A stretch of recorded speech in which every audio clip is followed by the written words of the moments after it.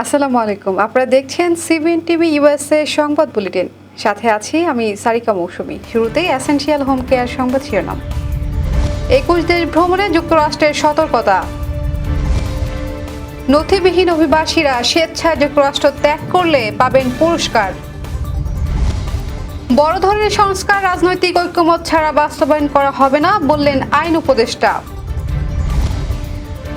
এপ্রিলে সড়ক দুর্ঘটনায় প্রাণ ঝরল 583 জনের। এবং দেশে ফিরলেন খালেদা জিয়া, নেতাকর্মীদের উচ্ছ্বাস। শুনছিলেন এসেনশিয়াল হোম কেয়ার সংবাদ শিরোনাম। এবারে বিস্তারিত। যুক্তরাষ্ট্রের পররাষ্ট্র দপ্তরে তাদের নাগরিকদের 21টি দেশে ভ্রমণে নিষেধাজ্ঞা দিয়েছে। তালিকায় রয়েছে উত্তর Korea, Iran, Syria, Yemen, Afghanistan, Russia, Ukraine সহ সংঘাতপূর্ণ ও অস্থিতিশীল দেশগুলো। এই দেশগুলোতে ভ্রমণ না করার পরামর্শ দেওয়া হয়েছে। এর পেছনে কারণ হিসেবে বলা হয়েছে যুদ্ধ, সন্ত্রাসবাদ, অপহরণ ও রাজনৈতিক সহিংসতার উচ্চ ঝুঁকি।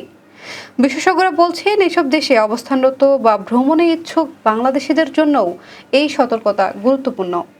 ভিসা ট্রানজিট ও নিরাপত্তা সংক্রান্ত সমস্যা দেখা দিতে পারে। যুক্তরাষ্ট্রে নথিবিহীন অভিবাসীদের জন্য ট্রাম্প প্রশাসন নতুন একটি উদ্যোগ ঘোষণা করেছে। যারা স্বেচ্ছায় যুক্তরাষ্ট্র ত্যাগ করতে চান তাদেরকে $1000 সহায়তা দেওয়া হবে। এছাড়া সিবিপি অ্যাপের মাধ্যমে যেসব অভিবাসী দেশে ফেরার ইচ্ছা জানাবেন তাদের বন্দিশালায় রাখা হবে না এবং ফেরত পাঠানো হবে নিরাপদভাবে।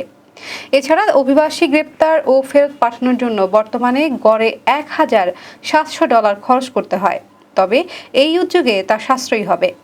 স্বরাষ্ট্রমন্ত্রী ক্রিস্টি নোয়েম জানিয়েছেন এই পদক্ষেপ অবৈধ অভিবাসীদের জন্য সবচেয়ে নিরাপদ এবং সাশ্রয়ী পন্থা। এখন পর্যন্ত 1,52,000 নথিবিহীন অভিবাসীকে ফেরত পাঠানো হয়েছে। তবে ট্রাম্প প্রশাসন বলছেন যারা বৈধভাবে যুক্তরাষ্ট্রে আসতে চান তাদের সহায়তা করা হবে। যে কোনো ধরনের বড় সংস্কার রাজনৈতিক ঐক্যমত ছাড়া বাস্তবায়ন করা হবে না বলে জানিয়েছেন আইন, বিচার ও সংসদ বিষয়ক মন্ত্রণালয়ের উপদেষ্টা ডক্টর আসিফ নজরুল। তিনি ভিন্নমত ও প্রতিক্রিয়া জ্ঞাপন করার ক্ষেত্রে সহনশীলতা ও শালীনতার পরিচয় দিতেও আহ্বান জানিয়েছেন। মঙ্গলবার রাজধানীর বেইলি রোডে ফরেন সার্ভিস একাডেমিতে আয়োজিত ব্রিফিংয়ে ধর্মীয় চাপের মুখে নারী সংস্কার কমিশনের সংস্কার প্রতিবেদন বাতিল করা হবে কিনা এমন প্রশ্নের জবাবে তিনি এসব কথা বলেন। আইন উপদেষ্টা বলেন, নারী সংস্কার কমিশনের যে প্রস্তাব তা একটি কমিশনের প্রস্তাব, সরকারি সিদ্ধান্ত নয়। আমাদের যতগুলো সংস্কার কমিশন হয়েছে সবগুলোর ব্যাপারে কিছু না কিছু ক্ষেত্রে ভিন্নমত এসেছে। নারী সংস্কার কমিশনের যে প্রস্তাব সেখানেও ভিন্নমত থাকতেই পারে। আসিফ নজরুল বলেন, অধিকাংশ ক্ষেত্রেই ভিন্নমত শালীনভাবে প্রকাশ করা হয়েছে, কিন্তু কিছু ক্ষেত্রে অত্যন্ত বিদ্বেষমূলক, আক্রমণাত্মক এবং নারী শুধু নয় গোটা জাতির প্রতি অবমাননাকরভাবে প্রতিক্রিয়া ব্যক্ত করা হয়েছে। আমরা এটা আশা করি না সমাজে ভিন্নমতের চর্চা থাকবে। এপ্রিল মাসে 567টি সড়ক দুর্ঘটনায় 583 জন নিহত এবং 1202 জন আহত হয়েছে। এছাড়া এই এক মাসে রেলপথে 35টি দুর্ঘটনায় 35 জন নিহত ও 5 জন আহত। নৌপথে 8টি দুর্ঘটনায় 10 জন নিহত ও 1 জন নিখোঁজ রয়েছেন। মঙ্গলবার সংবাদ মাধ্যমে বাংলাদেশ যাত্রী কল্যাণ সমিতির মহাসচিব মোহাম্মদ মোজাম্মেল হক চৌধুরীর পাঠানো এক প্রতিবেদনে এসব তথ্য জানানো হয়। বাংলাদেশ যাত্রী কল্যাণ সমিতির দুর্ঘটনা মনিটরিং সেল গণমাধ্যম পর্যবেক্ষণে এই তথ্য পেয়েছে। সংগঠনটির সংগৃহীত তথ্য অনুযায়ী সড়ক, রেল ও নৌপথে সর্বমোট 610টি দুর্ঘটনায় 628 জন নিহত হয়েছেন। আহত হয়েছেন 1207 জন। এর মধ্যে 215টি মোটরসাইকেল দুর্ঘটনায় 229 জন নিহত এবং 224 জন আহত হয়েছেন। এপ্রিল মাসে সবচেয়ে বেশি সড়ক দুর্ঘটনা সংঘটিত হয়েছে চট্টগ্রাম বিভাগে। সেখানে 138টি সড়ক দুর্ঘটনায় 136 জন নিহত ও 377 জন আহত হয়েছেন। সবচেয়ে কম সড়ক দুর্ঘটনা হয়েছে সিলেট বিভাগে। সেখানে 28টি সড়ক দুর্ঘটনায় 31 জন নিহত ও 51 জন আহত হয়েছেন। লন্ডনে 4 মাস চিকিৎসা নেওয়ার পর দেশে ফিরেছেন বিএনপি চেয়ারপারসন খালেদা জিয়া।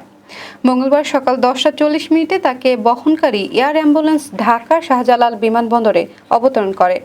বেলা 11:15টার দিকে খালেদা জিয়াকে বহনকারী গাড়ি বিমানবন্দর থেকে গুলশানের বাসভবন ফিরোজায় যান।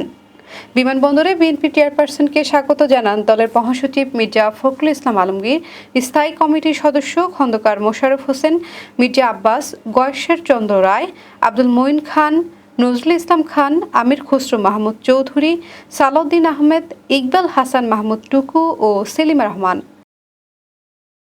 নেত্রী এসেছে সেই অনুভূতি ঈদের আনন্দের চেয়েও ভয়াবহ আনন্দ। এই আনন্দ বর্ণনা করা যাবে না, কারণ আমাদের নেত্রী যখন চিকিৎসার জন্য গিয়েছিলেন তখন আমরা এই দেশের জনগণ, এদেশের তার কর্মী, তার সন্তানরা একটি শূন্যতা অনুভব করেছিলাম। আজকে সে ফিরে এসেছে, সেই শূন্যতা দূর হয়েছে। এবার কর্ণফুলী ইনকাম ট্যাক্স সংবাদ শিরোনাম। নিউ ইয়র্কে বিএনপির নেতা তুহিনের মুক্তির দাবিতে বিক্ষোভ। আবার স্বাগতম সিবিএন টিভি ইউএসএ সংবাদ বুলেটিনে। শুনছিলেন কর্ণফুলী ইনকাম ট্যাক্স সংবাদ শিরোনাম। এবারে বিস্তারিত। বিএনপির কেন্দ্রীয় নির্বাহী কমিটির সদস্য ও সাবেক সাংসদ শাহরিন ইসলাম চৌধুরী তুহিনের মুক্তির দাবিতে যুক্তরাষ্ট্রের নিউ ইয়র্কে বিক্ষোভ করেছে দলটির কর্মী সমর্থকরা। গত শনিবার জ্যাকসন হাইটসের ডাইভার্সিটি প্লাজায় সমাবেশের আয়োজন করে জাতীয়তাবাদী ফোরাম যুক্তরাষ্ট্র শাখা। এতে সভাপতিত্ব করেন রাফেল তালুকদার, পরিচালনা করেন সরোয়ার খান বাবু।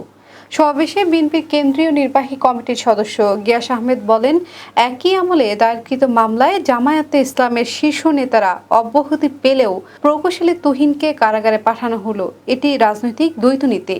সমাবেশে বক্তব্য দেন যুক্তরাষ্ট্র বিএনপির নেতা M A Sabur, new York state বিএনপির সিনিয়র ভাইস প্রেসিডেন্ট জসিমউদ্দিন ও মনিরুল ইসলাম মনির। তুহিনের মুক্তি ও তার বিরুদ্ধে মামলা প্রত্যাহারের দাবি জানিয়ে বক্তারা বলেন, বাংলাদেশ সরকার বদল হলেও প্রশাসনের শেখ হাসিনার অনুগত্যরা এখনও সক্রিয়, যার ফলে এইসব অন্যায় হচ্ছে। দর্শক, এই ছিল সিবিএন টিভি ইউএসএ সংবাদ বুলেটিনে। শেষ করছি, পরবর্তী বুলেটিন দেখার আমন্ত্রণ জানিয়ে এতক্ষণ সাথে থাকার জন্য ধন্যবাদ সবাইকে।